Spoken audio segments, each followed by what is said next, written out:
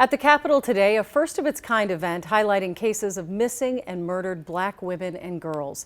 Jessica Hart shares the emotional stories shared. Inside the Minnesota State Capitol, it's a good day in Minnesota today. The rotunda was filled with stories. We don't want any more families to have to endure this. Stories not often told. Not another Taylor. Not another Taylor. Joyce Hayden's daughter, Taylor, was murdered in 2016, a tragedy many Minnesota families understand. Black women and girls deserve safety, protection, and advocacy, and for their stories to be told.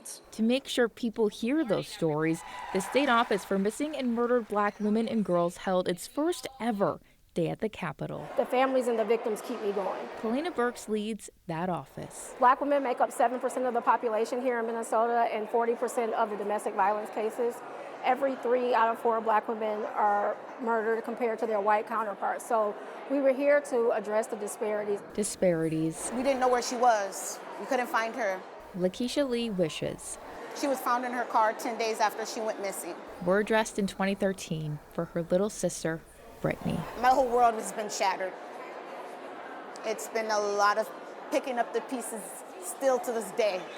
Lee helps lead Minnesota's task force for murdered and missing Black women and girls, the first office of its kind in the country. It makes sure people know and remember how important it is to protect Black and brown girls. It's important because every life matters.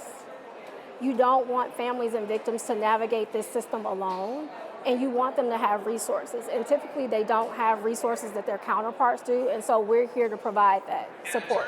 Burke says this day is needed at the state capitol, but she hopes one day the need will disappear. I hope that one day I don't have a job. In St. Paul, Jessica Hart, KARE 11 News.